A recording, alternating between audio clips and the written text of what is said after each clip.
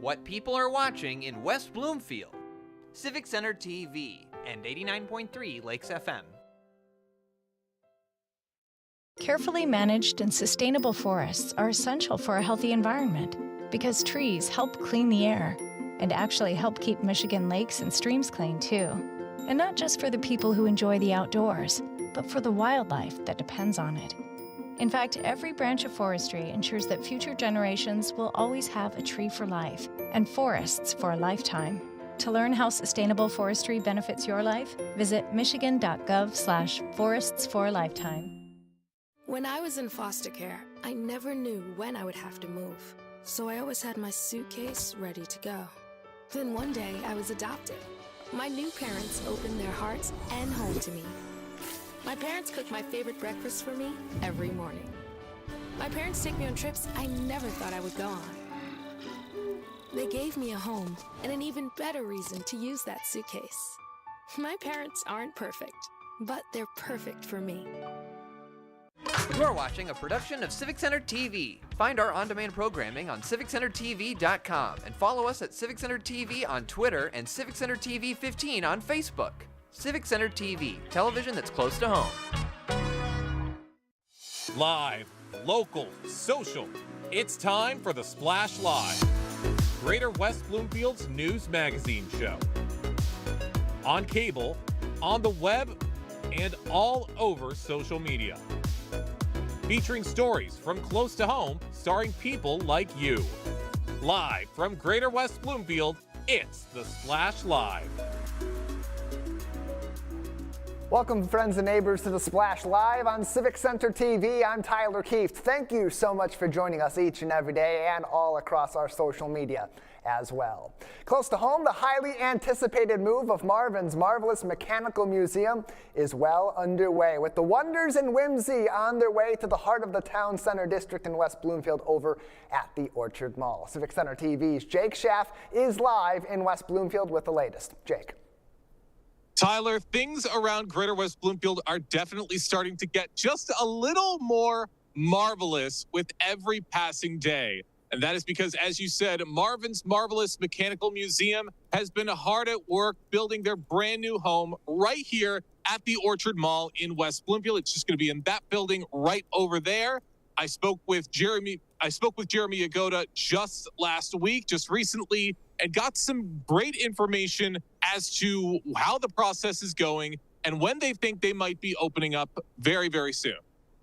It's been long, it's been chaotic, it's been fun, but we're reaching the home stretch, and now we're getting ready to start bringing in all the stuff and putting it up on the walls and the ceiling and all that fun stuff. We're now almost 3 times as big. We're able to have some private party rooms. It's just going to give us more space to do more things, bring in new games, and make it fun and exciting for everyone. Do you have an estimate on maybe when the new building will be ready to go, serving the public again? It's really just going to depend on how long it takes to get everything up. Our goal is for late April, hopefully. It's so exciting to see how marvelous everybody's been, from our fans to Orchard Mall to the city of West Bloomfield themselves. Everyone's excited to have us here, and we can't wait to open up for everyone. What is it about this place that you think really encapsulates that childhood wonder from a lot of the people that stop by? We just have, our oldest machine's over 100 years old, so nobody that comes in here is not going to find something from when they grew up. I just had someone who was 65 on Facebook asking us if they could have a birthday party or if they weren't a kid anymore. And we're open to all kids from 1 to 101. Being a kid isn't just about the age, it's the state of mind. And I can't wait to bring in more birthday parties, bigger birthday parties, and great memories for everybody. Everybody we've dealt with in West Bloomfield has been excited to have us, been supportive and willing to do whatever they can to help us make this happen. I can't thank the whole city council, the whole government, the guys like you from the local access, everyone who's just helping us make this happen. It's marvelous. and to just see Marvin's continue to grow and continue to make an impact throughout West Bloomfield and cities beyond Michigan even, I mean, that's got to feel great. It does. It's exciting, and it's marvelous to see how many people love what my dad started as a hobby. He was a pharmacist. Our family owned a drugstore in Detroit for 90 some odd years, and this was really just a hobby for him. It was about being able to share his stuff with other people. And it's just great to see how much it excites people, how much people love it and have embraced it over the years. I get stories all the time from couples who've had their first dates here, or people like you who are talking about a birthday party they've had here. And it's just so cool to see that you're able to touch so many people in such a positive way. We can't wait to be part of the community fully. And for what's coming, you're just going to have to wait and see and come in. I mean, it's going to be as much as excitement as we can possibly pack into here. That was the owner and self-proclaimed ringmaster Grand Poobah, Jeremy Agoda, spilling all the details on Marvin's Marvelous Mechanical Museum. As he said, late April is the current estimation as to when the doors will be open once again. And still some things he's keeping close to his chest, but plenty of surprises to come with this beloved establishment in West Bloomfield. Jake, I need you to be honest with me, and be honest, frankly, with the people of Greater West Bloomfield. While you were in there with Jeremy and his team at Marvin's getting this story, how many of those games did you play? It was tempting, Tyler. Unfortunately, none of the games are connected just yet, so I had to hold off. I had to hold on to my tokens, but definitely those will be coming back into play. And like I said last time, Tyler, I had my birthday here all the way back when I was 9 years old. Yeah. My birthday is around early May, and if they're opening in late April, that is going to be just in time for possibly another birthday celebration. It'll be perfect for me and perfect for so many people in Greater West Bloomfield. Yeah, it just happens to be you'll be out at the Orchard Mall on your birthday to cover a story. We got you. It's all good, Jake. Jake Schaff out at the Orchard Mall in West Bloomfield Township with the latest on Marvin's Marvelous Mechanical Museum. Appreciate it. Thank you, Tyler. You can keep up to date with them as well on their Facebook page. A lot to type in, but it's pretty easy to remember. Facebook.com/Marvin's Marvelous Mechanical Museum. You can also visit their website, marvin3m.com. Or, of course, stay tuned right here. We'll keep you updated on all of the fun happening at the Orchard Mall. It's a heat wave in Greater West Bloomfield. Weather forecasts for this week have temperatures peaking as high as 60. That's right, 60 in the winter in February. A far cry from those 20 below wind chill days of recent weeks past. But is it real? Do people believe it's time to get back outside in the Tri-Cities and West Bloomfield? Civic Center TV reporter Jonathan Montgomery went out on the town seeking those answers. Things are heating up in the Greater West Bloomfield area, so we took to the street to ask locals what their thoughts and plans were for the warmer week ahead. Not quite warm enough yet for pickleball outside, but you know, when it gets close to 50, we'll be doing that, and can't wait to get back out on the golf course. To not be freezing cold, and the roads will be nice. Yes. And it'll be a pleasure to walk out to your car and get in the car and not worry about the streets. So we love when it gets nicer out. Going outside. That's basically it. Yep. You know, we're in Michigan. Mm-hmm. I understand cold, but this has been brutal cold, and we have not had that in quite a while. So, yeah, 40 will probably seem like 80. Things are warming up this week, so make sure that you get out and enjoy the Greater West Bloomfield area. For Civic Center TV, I'm Jonathan Montgomery. Yeah, pretty cool. We've seen grass and we've seen sun on multiple days, sometimes even consecutively. Look, we don't ask for much here in Greater West Bloomfield in the winter, or anywhere in Michigan in the winter. When we have that, we got all that we need. Heck, I was out over the weekend. I had my winter jacket on. I was out driving around, didn't have the heat on, just the sun alone. I was burning after about 10 minutes in the car. But now it's your turn. Comment on our social media posts on Facebook and on Instagram and let us know what you will be up to during this little winter heat wave of ours here in Greater West Bloomfield. See all those links, CivicCenterTV.com, and follow us across social media for the latest from across Greater West Bloomfield. We told you about a special Valentine's Day party for the kids last week, and at West Bloomfield Middle School, these Lakers got a head start on all of that fun as they completed their week of school. Look at this. We'll put some pictures up on the screen. Games, tasty treats, and a dance party, all on a Friday. That's how you celebrate the end of a school week and the kickoff of the midwinter break in West Bloomfield. You can see even more fun from across the West Bloomfield School District on their Facebook page. Latest updates, facebook.com/West Bloomfield Schools.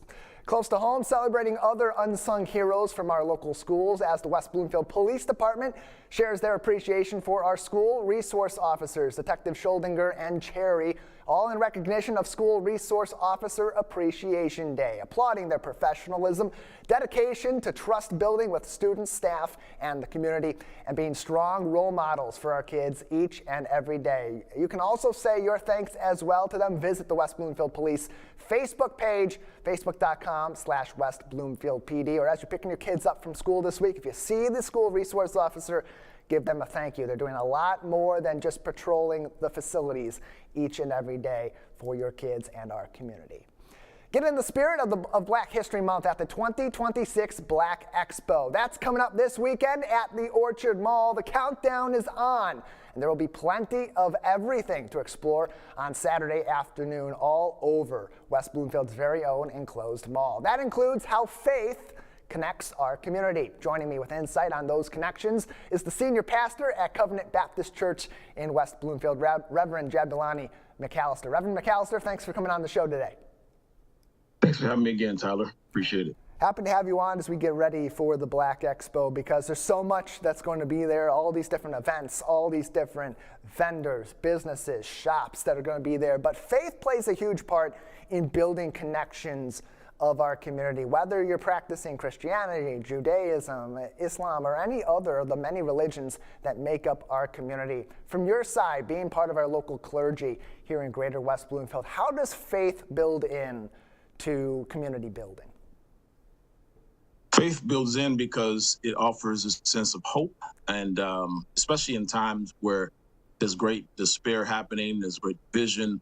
I think that having a centering focus on faith and people of faith coming together, it helps us to renew our hope and the decency of humanity, and those of us that believe that God is our centering force.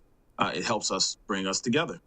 And there's so many different faith communities in Greater West Bloomfield. That's what is part of what makes this community so special, is that people from all different backgrounds, people from all different faiths, all different practices can call this place home and can coexist with so many other people. Our community is that shining example. And so for you and other faith leaders in the community, how do you communicate on a day-to-day, week-to-week basis to provide that sense of cohesion between your organizations that ultimately gets out into the wider community?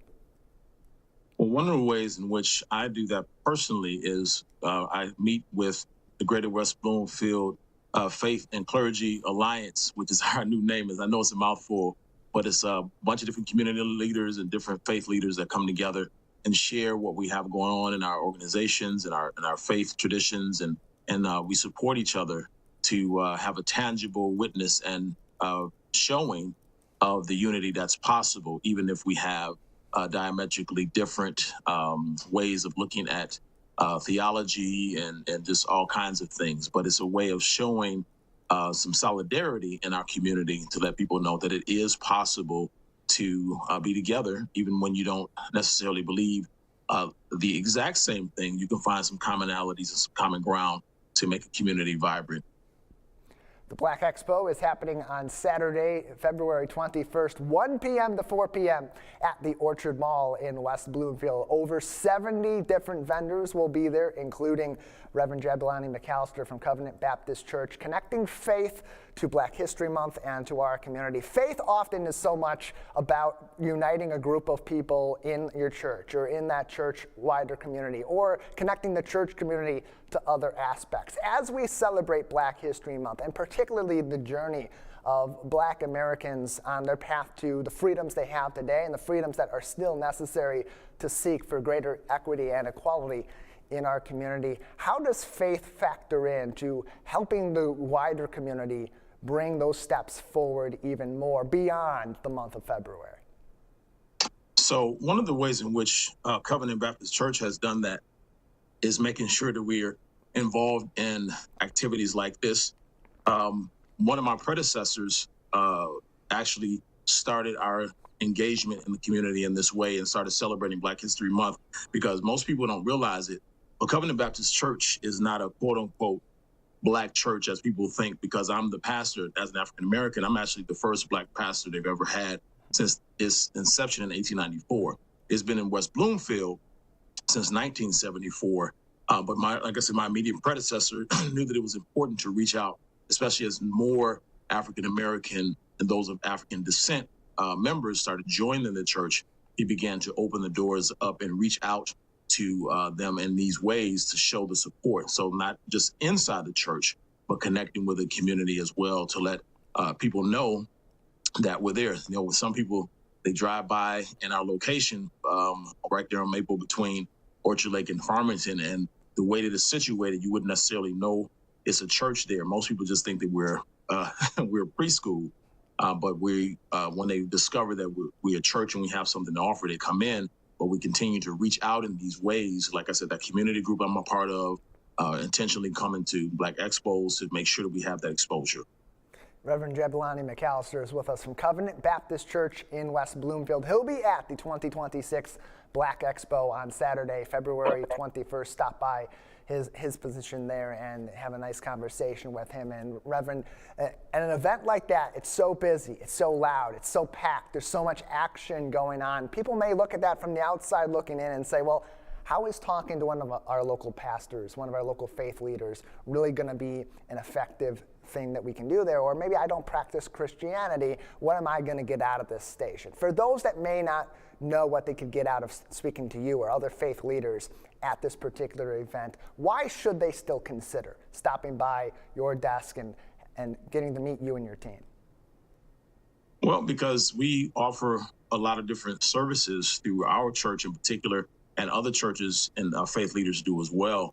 And so one of the reasons why we reach out in these ways is because we know that a lot of people may not practice our faith tradition, or they may not be able to get to our service per se, but having a person that is able to speak to what we actually do and who we actually are breaks down some of those barriers of assumptions and unrealistic expectations of what the quote unquote church is. And so having me and some of my team there, we'll have resources like our emergency food pantry that we have, that people come and check us out and they were able to get resources and different things. We have a lot of children programming. Like I said, we have our preschool.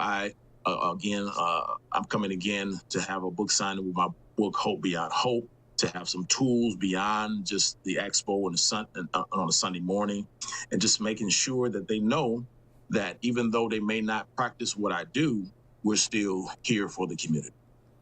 And it's a great way to bridge some of those gaps, to create some commonality and some connections between people of all different areas of our community, all different communities within the Greater West Bloomfield area and across our multi-faith community here in Greater West Bloomfield. Reverend McAllister, before I let you go, what lessons do you believe people can take from the overall act of the 2026 Black Expo? Having so many people in the same place from all different walks of life, from in Greater West Bloomfield and outside of Greater West Bloomfield, seeing a bunch of different activities, a bunch of different ways people get involved and getting a chance to learn. How can that be beneficial for people to practice outside of this week's Saturday, outside of this event, and outside of Black History Month?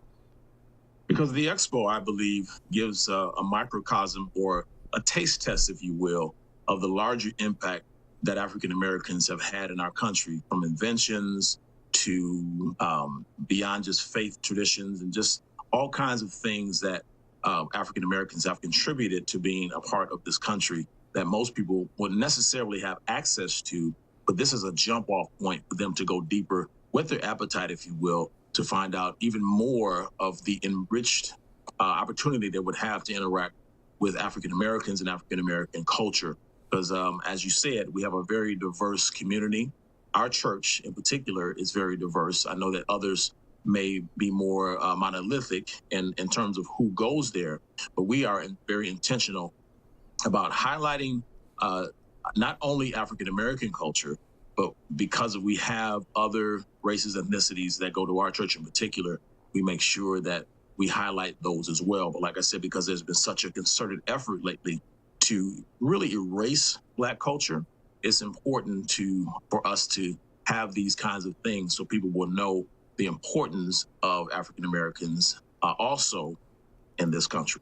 One of the many great things about the Greater West Bloomfield community is the exposure to so many different cultures, so many different walks of life, and it gives people, as you even mentioned there, Reverend McAllister, a sense of belonging and a sense of understanding of different experiences that maybe you don't have each and every day. Thank you so much for your time today, and we'll see you on Saturday at the Black Expo.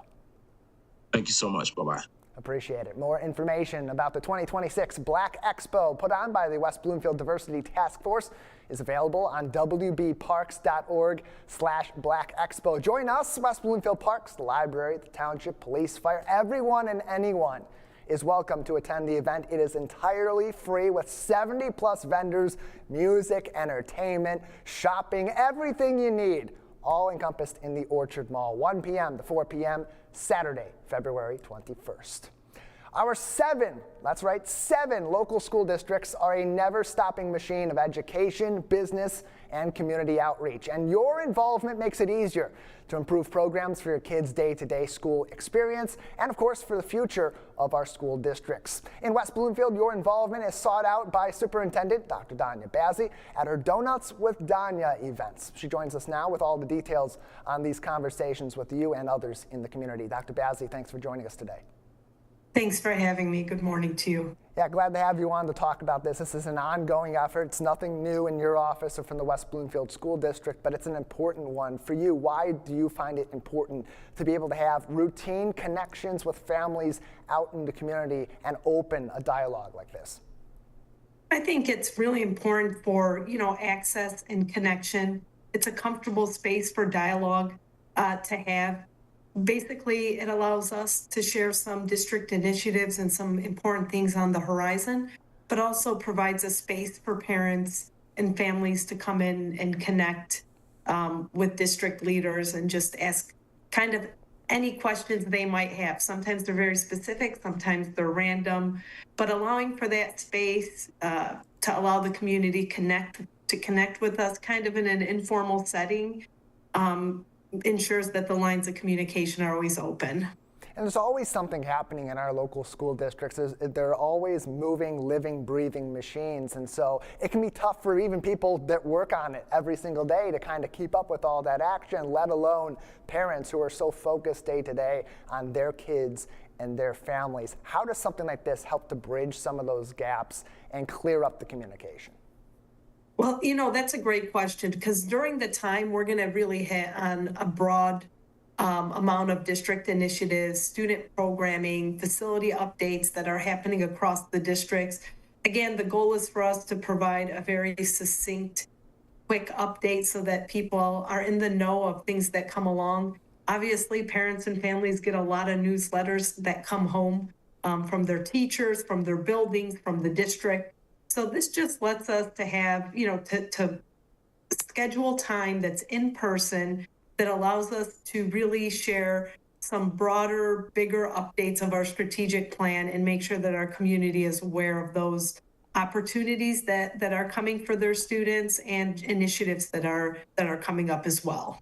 And you can have these conversations with families all the time. Any organization can, especially a public government organization like our schools, but it's one thing to have those conversations and have them just be a community service. It's another thing to take that into action and move some of those details, some of those requests into a form that will help maybe an individual school or the school district at large. So Dr. Bazzi, when you have these conversations with parents and other stakeholders in the community, how does the school district then take those conversations and translate them into tangible action?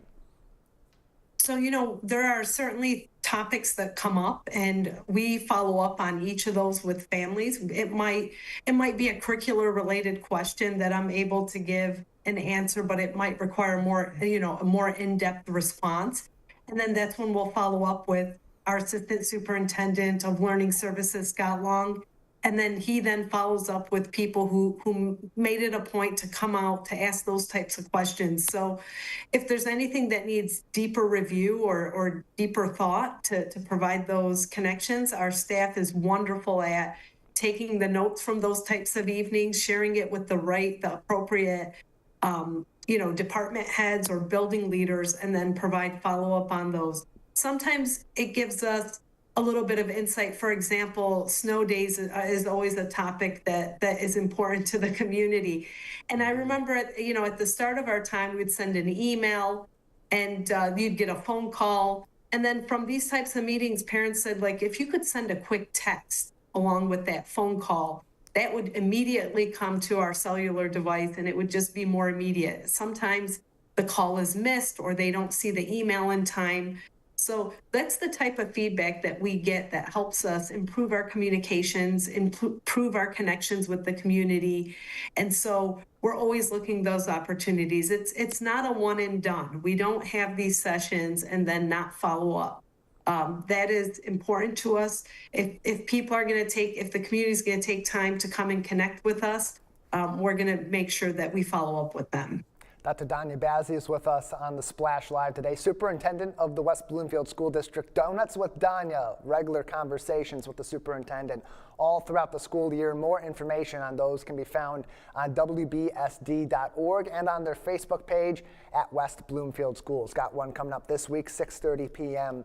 on Tuesday at the West Bloomfield Administration Building, or ACS, located on Commerce Road, 6:30 p.m. The next one will be a morning edition, May 14th at 9:30 a.m. Dr. Bazzi, these are important conversations to have with families in the community, and it's also a good time to give some specific parents and community stakeholders updates on some of the most recent developments in the West Bloomfield School District. What will be some of those topics that will be covered this week?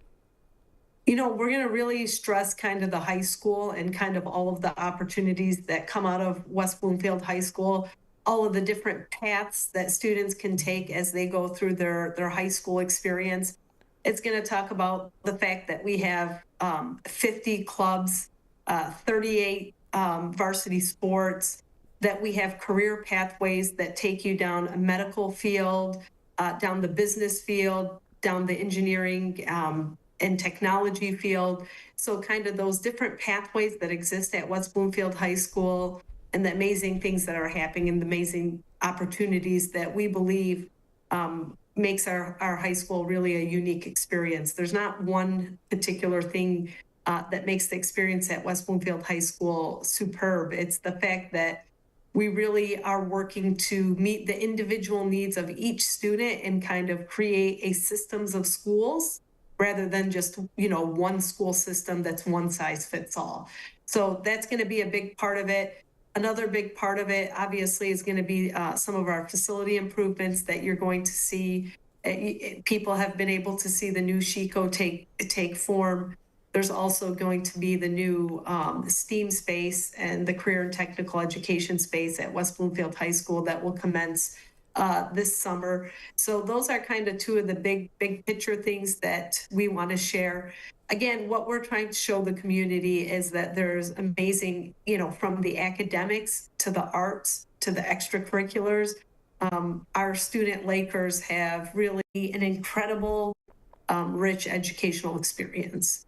Tuesday, February 17th, 6:30 p.m. at the ACS building, the West Bloomfield School District's Administration Building, the second of three Donuts with Danya conversations with the superintendent for the 2025-2026 academic year in West Bloomfield. Dr. Bazzi, this one's great. It's in the evening. It's after most people's regular work hours. The other two for the school year happen to be in the morning, but that's not the only opportunity that parents will have or that stakeholders will have to communicate with the school district. What are some additional ways that you keep your office door open and the communication window open for parents across the school district if they want to learn more about what's going on in their kids' schools or across the district, or have other questions and concerns for your office throughout the school year? My door is always open for those types of conversation, whether they be one-on-one or in small group. But I think the way that we keep those lines of communication open is being present in the community. I see the community and our families at events from the elementary level to the middle school level to the high school level. I think being present in the community is really important so that families are comfortable coming up to you and having those discussions. That's something that, I invest a lot of time in being present within the West Bloomfield school district community. And I found that families find it with ease to call me. Most people have access to my cell phone, email me, and reach out when they have those types of questions. So while these experiences exist, these are not in isolation. The community knows that my door is always open to them. Ultimately, we're partners in creating a school district that is kind of the ethos of the district and the heart of the community. And we're myself as well as all of our staff are committed to doing that. Look, people are always going to have their positives, their negatives, their evaluations all across the board, but it's important for an organization like yours to keep the doors open, to keep those communications going back and forth with the people of the community, because as you and your team say all the time, education, most of it doesn't happen in the classroom. It happens at home. It happens between the community. So how does that factor into why, even in addition to all that you've already mentioned, why this is such an important activity for your office? I think you said it right. There's no system is perfect, right? But we don't want, perfection to get in the way of excellence. I think as long as everyone is working in a way that is trying to figure out solutions to problems that exist within today's educational system or challenges that our students are facing, if we attack those problems as partners and not adversaries, I think that we'll be much more successful. I always equate kind of your school family to your own personal family. In your own personal lives, there's dynamics with your mother, father, siblings, family, friends, and you work through those challenges as a family. And I see the school system the same way. We always want our students, families, and community to feel like they can come to us and express how they feel, whether it be positive or negative. And then to have a solutions-oriented mindset, because ultimately we're educating people's most important thing, their children. And so doing that together is very important. We want them to be successful when they leave our walls. And it's really important that we walk forward as partners in doing that. It's all about the kids. It's what it's all about. Dr. Bassey, thank you so much for joining us today and previewing this conversation. Thank you for having me. Appreciate it. More information and events on the West Bloomfield School District's Facebook page, including future editions of Donuts with Danya. You can find those by following the school district on Facebook at West Bloomfield Schools, and a full calendar of events all across our West Bloomfield schools are available on WBSD.org. With a brand new community center set to be built on the West Bloomfield Civic Center campus, the now closed Recreation Activity Center is on the trail to demolition. But before it meets the wrecking ball, it's being put to use to save the lives of our local firefighters. Civic Center TV reporter Jake Schaff has the story. Right here in West Bloomfield, several emergency training exercises have been taking place recently amongst our first responders. And just recently, the West Bloomfield Fire Department initiated some of those training exercises right here at the old West Bloomfield Parks and Recreation Building, utilizing this old abandoned space for this temporary purpose to train these firefighters in immersive yet dangerous situations that could occur on the job at any given time. Yeah, so we're very fortunate with the Mayday training that we're doing. This is firefighters practicing rescuing our own people. So in the event when we're doing a firefighting, we call it Mayday, and that's for us to react to our own people that are having an emergency inside of a structure fire, and we're able to remedy that problem by going in and trying to effect a rescue. The crews don't know this building. We smoke it up, which makes zero visibility, and crews are themselves practicing getting lost, confused, and how to remedy that problem. So it's a huge benefit to the department, to the public, because now we're more proficient at how we do our searches and rescues, and we're keeping our people and our residents safer. How crucial are training exercises like this one for the fire department team? I would say it's extremely, extremely important. It doesn't happen very often, but it's that kind of horror story that you don't want to happen. So it's always train for the worst. Obviously, we train year-round, but this is a training that's not done very frequently, and I think it's very important that we do this, because if it's a sticky situation, you want to be able to be prepared to get one of your own out of the building. You're pitch black in an environment that none of these guys going through this training today have ever been in. So even though it's not a real emergency, and we're guiding people in and guiding people out, everybody's still getting turned around just based off of how much fake smoke we have here, and again, the zero visibility. We make the real noise that you'd have in a fire scene with saws running, the fire alarm activated, because in a real fire, you're going to have that in a building, and then try to have them locate the downed firefighter or the firefighter that's lost and confused, and communicate how we effectively get them out. So really trying to immerse the firefighters in this situation, make them believe that this is real. Yes, very much so, to the point where they're in full gear, on air, using their radio, and as soon as their Mayday has been called, they're actively trying to effect that rescue immediately. What do you see from your fellow firefighters during training exercises like this one?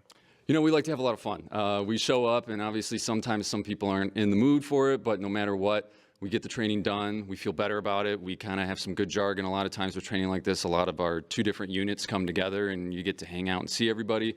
So not only is it great and it helps prepare for our job, it's a good time for us. We like doing this kind of thing. What do you want the West Bloomfield community to understand about training exercises like these and the importance of them? Super beneficial for them, because in these trainings, as your fire department is training regularly on a consistent basis, it's making our service much more professional. We deliver the service at a much more effective rate, and it's better preparedness for the community. All in a day's work for the West Bloomfield Fire Department, who are not only working to keep the community safe, but their fellow firefighters as well, as they are prepared to rely on each other in times of distress, should it ever, but hopefully never, occur. For Civic Center TV, I'm Jake Schaff.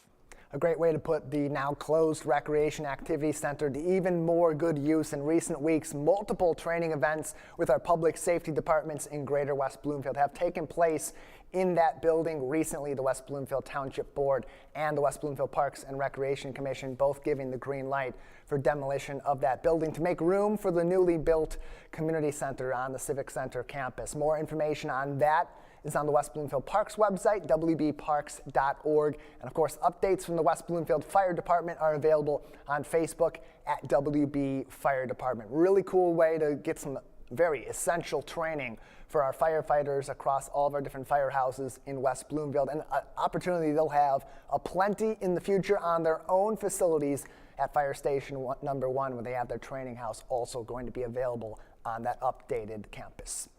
Close to home, across Greater West Bloomfield, kids have dedicated themselves to academics and to giving back to their hometown, amassing many accomplishments along the way. But now, West Bloomfield Youth Assistance wants your help to celebrate them for their achievements. But time is running out to get their names in the running for these awards. Here to tell us what you need to know to get your kids recognized and their due accolades is Detrice Schultz from the West Bloomfield Youth Assistance. Detrice, thank you for coming on the show today. Thank you for having me. Happy to have you on as we get ready for the West Bloomfield Youth Assistance Youth Recognition Awards. The awards are going to be earlier than ever this year, happening in late March, but that means nominations have to get in sooner rather than later as well. The deadline is Friday, February 20th. For those that may be new to the community or unfamiliar with this effort, tell us a little bit about the background behind the Youth Assistance Awards. The Youth Assistance Award is a nominating program through the West Bloomfield community. Parents can nominate, teachers can nominate, anybody within the West Bloomfield community. Examples of reasons of nomination could be volunteer services, personal acts of leadership, self-improvement through personal or academic achievement, and remarkable perseverance through hardship or tragedy. They can apply online at the West Bloomfield Youth Recognition website, and most of our flyers are in every single school, and they can use the QR code to apply. The deadline is February 20th to get all applications in. And it's important, too, to give these kids an opportunity to not only be able to have volunteer service in their community, to learn why that's important. But this shows them too that it's important to their community. So how do you recognize these kids beyond simply just you get recognized for an award at an award show? What goes beyond this in the Youth Recognition Awards process? Well, what goes on is the individual that is doing the sending in the application, they will also fill out a brief summary of whatever act of kindness it is. That person will present that on stage in front of everybody. They will read exactly what they wrote for the nomination as to why they're being recognized. Each student that is recognized do receive multiple awards from, the for the youth recognition, as well as judges and other leaders within the community. There is a big ceremony that does take place to make each individual feel very, very, very encouraged to continue on to doing what they're doing, and that's being great within the community. And service is such an important element of what we hope to pass on here in Greater West Bloomfield. The Michigan Week Awards, a big part of that. All these different committees that plan the big events of the year in the Tri-Cities, like Eagle Harbor, Parks and Rec, Sylvan Lake Parks and Rec, the garden clubs, all of that. Getting involved from a young age, it's really where we get the foundation of what keeps our community strong for years to come. And in terms of West Bloomfield Youth Assistance, how does the Youth Recognition Awards and the process of getting these kids recognized for what they do in and outside of our school communities reflect the mission of your organization? It reflects it by us keeping the youth encouraged, keeping them engaged within the community. And I think by doing this, it reflects on other individuals that may have, some trouble going on, and they can see others doing great things within the community, and they can encourage other children to do the same. And how do the kids that are recognized for this? Because often, as you mentioned earlier on, they are leaders in their classroom. They do take that extra initiative to help their teachers, to help their classmates, to help their community beyond the walls of their schools. How do they ultimately play an important role in the different tasks that West Bloomfield Youth Assistance undertakes, particularly for kids that are in an at-risk position in our schools? I think it's more so, like I said, encouragement, leadership, and I think just them just doing day-to-day things that they already are doing. They're not even realizing that they're doing these great acts of kindness. They're just individuals who probably automatically do these things, and helping other kids. I think by doing this, it really encourages others.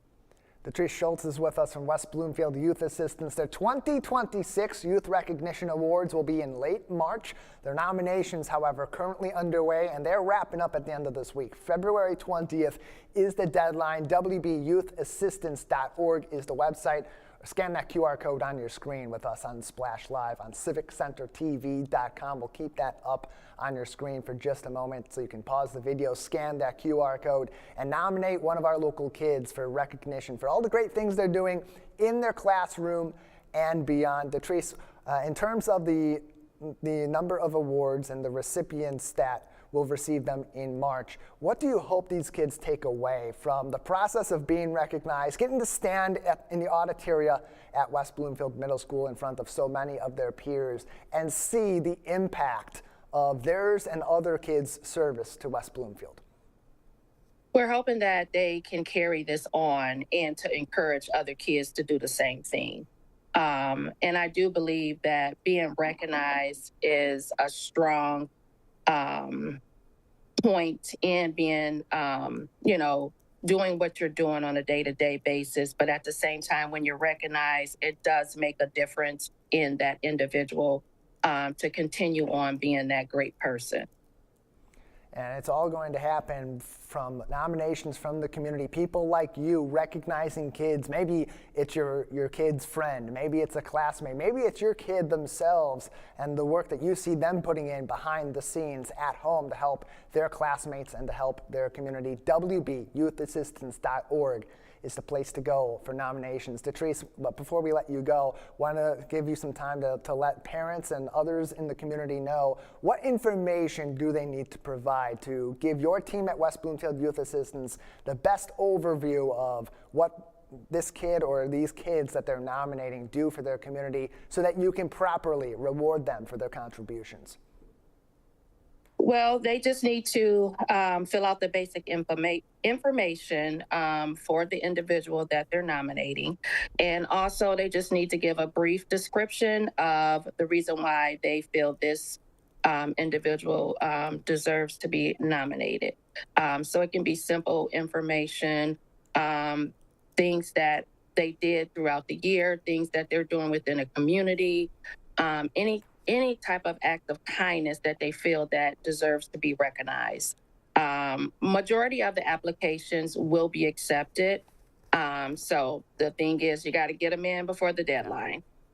Yeah, a lot of people get these recognitions every single year. It's a great day to be out at West Bloomfield Middle School to see some of the really quite amazing things that our kids are doing for their classmates, for their school, and for their community. Detrice, before we let you go, anything else that we haven't covered today? And we've covered a lot of ground on this so that people are ready to make those nominations by the end of this week.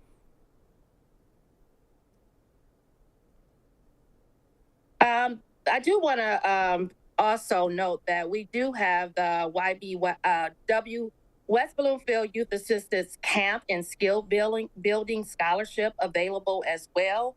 And that scholarship is available through the rest of 2026. It is also on the website, and they can apply for that for any type of youth assistance, whether it's skill building, any program, summer camp, educational and enrichment activity. The West Bloomfield Youth Assistant will pay up to $250 towards any of those enrichment programs. So that's also something good to take advantage of, and that's also on the website. Applications are available now through the rest of 2026. Just more ways to get our kids involved and enrich our community through our future, which is our children. Detrice, thank you so much for joining us today. Thank you. Have a good day. You as well. Once again, nominations will close for the West Bloomfield Youth Assistance Youth Recognition Awards on Friday, February 20th. Get those nominations in now. WBYouthAssistance.org is the website for more information on this and other programs. Then stay tuned here on Civic Center TV for coverage of the Youth Recognition Awards later on in the month of March.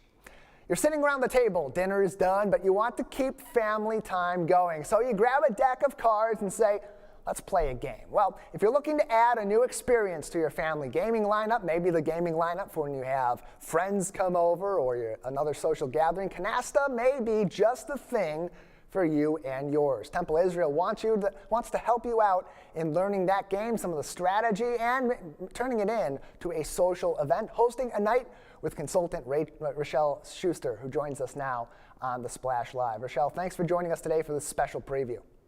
Thank you so much for having me. So exciting. Yeah, glad to have you on to talk about this because people want to learn new activities. They want something that's fun for the family, fun for them and their friends, something fresh and different that maybe they haven't played before. Why is this game the perfect option? Well, the funny thing is that this game has been around for a very, very, very long time. Mm-hmm.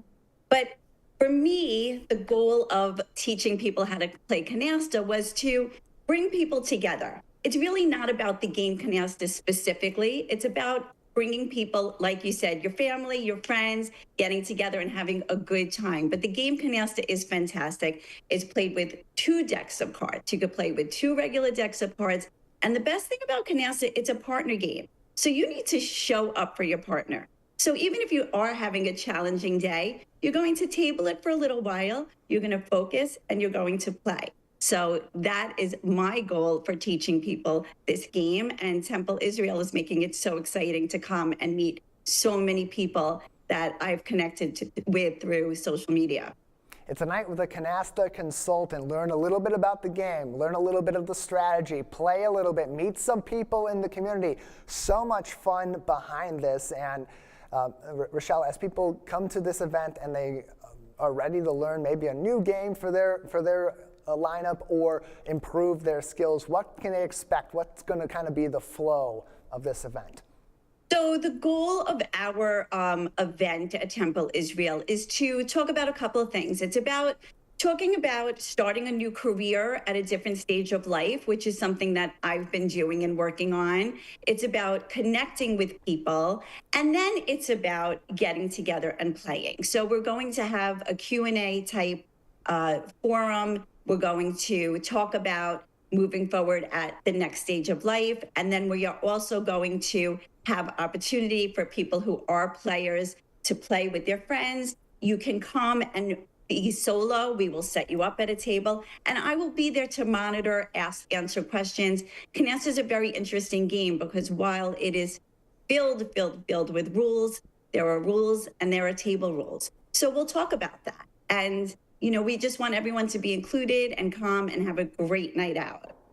And this is a game, Rochelle, that what's great about this is it's a great social game. It's something you can get together with friends and play. Maybe it's a good game for couples and their couple friends to play and get to know each other a little better, have some friendly competition. But it's something that's great for people of any age to learn a little bit and to have a little bit of that strategy that they can also employ beyond this game. How does gaming, in particular something like this that involves that strategy and that teamwork, translate beyond just your family game night? Well, that's really what my goal of Canasta Consultant is. It's making it a priority to take a little time for yourself. And a lot of us forget about that. When we're young, we're busy doing all our school and all that kind of stuff, things that our parents are telling us that we need to do. And then as we move on to young adults, we're focusing on taking care of our own young children. And then, before you know it, you're very caught up and you're never really thinking about yourself. And really my motivation to get playing wasn't until much later on in life when I was watching how my mother did prioritize these relationships for herself. And it's keeping her an independent woman at 79 years old. But I teach women, men, all different ages, all different backgrounds to come together and play. And you mentioned the connection with your mother and her connection to playing games with her friends kept her vibrant, kept her socially active, kept her building a community around her for years to come. For you personally, as you became the Canasta consultant, how did you get into this? How did this become part of your life? Well, it's actually a really fun story for me. I learned how to play many years ago, but like I said, I really didn't commit to the game. And if you don't play this game regularly, it's very hard to remember the rules. When I wanted to start playing again and I would ask all my friends, everybody associated it with being old, with being a grandma. And I'm neither a grandma yet, hopefully soon, one day, but I'm getting older, but not really at that stage where people thought that this is what it's all about. So I would ask and nobody wanted to play with me until somebody asked me. And I joined them, and it was the best Wednesday of my life. And while I've always worked as an adult, I said I was going to prioritize this for myself. And I'm an elementary school teacher by trade. So when people would ask me a question, I would answer them. And when they would ask me the same question, I would answer them again and not make them feel stupid about it. So people would say, you should teach. But I wanted to break that stereotype. So I asked my young adult children to help me create this Instagram Canasta Consultant. I asked 29 friends to follow me. That was a year ago, September. Now I have over 10,000 people part of my community. 500,000 people watch my tutorials a month, and it has been incredible. A night with a Canasta consultant at Temple Israel on Tuesday, March 10th, 6 p.m. at Temple Israel. More information can be found on temple-israel.org, or you can visit them on their Facebook page as well at Temple Israel MI. We're joined by Rochelle Schuster, who will be leading this class, teaching you how to play canasta, improving your game, and maybe even connecting with some people in the community. Rochelle, as you've held these sessions and taught people the game, taught them how the game can help them in other areas of your life, how have you found that just these courses alone have helped maybe build a little bit of community within the communities that you helped out in? Well, you know, it's interesting. When I started my social media platform right away, and I want you to know I didn't even know how to make a birthday post. So this was a learning curve for me, and it still is a learning curve for me. But what I quickly found out is that people want to make friends, and it's a little challenging sometimes to do that at this stage of life. You know, when you're not making your friends at school or through your children. So a lot of people would reach out to me, and I very, very quickly started Matchmaking Mondays. So every Monday I will post Matchmaking Mondays, and the goal originally was to find people who wanted to learn how to play, and I would teach them in my community. And I've done that, and it's been amazing. And I've connected so many of my personal friends with other people. However, now when I post on Matchmaking Monday, I suggest people to write in the comments. You know, I live here, I live in this city, I live in the state, I'm in New York. I'm coming to Michigan because they found me through social media, and I love that. So, you know, it's a way to connect. People want to make friends. We're so busy being on our phones and scrolling, and you forget how important real life connection is. So I hope that by giving people an opportunity to try to connect that way, you know, we can bring that back to life. How do you find, and it's an interesting point that you make about the technology of our modern day, how it kind of disrupts our social dynamics. How do you find that learning this new game, maybe with a loved one, maybe with some friends, employing it into a game night, helps to restore some of that, for lack of better terminology, normal social communications? Listen, it's important, you know, and the thing about doing something like this as a game, it's not expensive. So, you know, not every plan has to be around a big night out. So it is a way to connect. I do teach a lot of women, but you've mentioned couples, and very often after I do teach the women, they want their husbands to learn. And it's a really fun way to come together, whether you have a steady game or, you know, once a month get together with a group. So my husband doesn't play, but that's okay. But, you know, it really is a wonderful way to connect with people. And even, you know, children. Canasta is a challenging game. I don't teach a lot of children how to play canasta, to be honest with you, but I'm sure they could learn. But it's really more about getting together. Every time I think about canasta, and even just getting ready for this show today, I kept going back to thinking about, look, it's a complicated game. It's a little bit of a team element. There's a lot of different rules flying around. It's kind of like we play this game in Michigan called euchre. It's a big game all across the state of Michigan.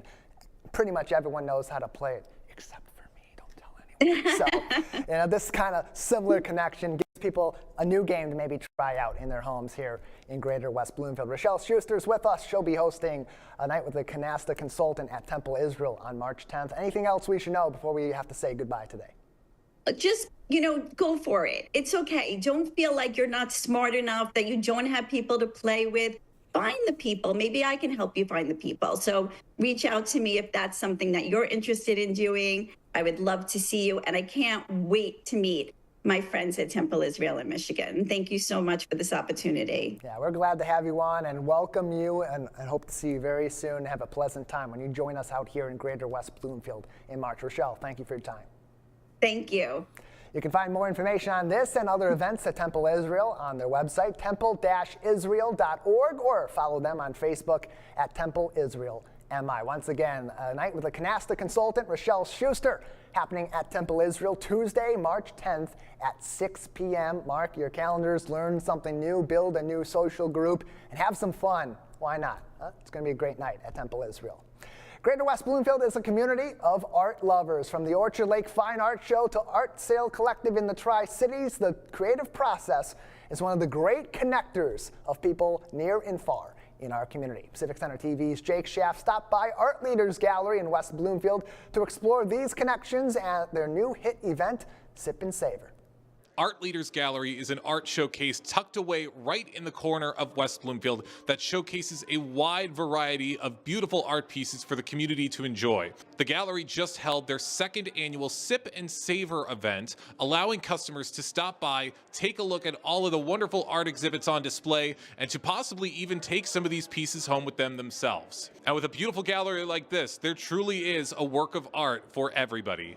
So a couple months ago, my husband and I randomly came in to see the gallery since we live very close, and we loved it so much. And there happened to be an event going on that evening, and everyone that's come up, we've tried to attend as much as possible because the people here at Art Leaders are just fantastic, and we love the art, we love the people. They've got a ton of cool pieces. The Masterwork series are great. The service is unbelievable. We've had some stuff framed up here before. The framing they do an exceptional job. So, we like to support them in any way we can. How great is it to have such a vibrant art gallery tucked away here in West Bloomfield that maybe not a lot of people know about? I think it's pretty awesome. I mean, again, to your point, it is tucked away, but it's pretty awesome. I think people can come out and enjoy and see it, check it out. Yeah, it's a really cool spot. Like you said, you could miss it if you don't know it's here. I love that they get different local artists and national artists and just historic artists, and they get a whole different vibe across different parts of the room, and they pull it all together really well, and they're very knowledgeable about telling you about everything behind all the scenes of how art was made, what's good about it, what they like, the different artists. It's really an informative experience.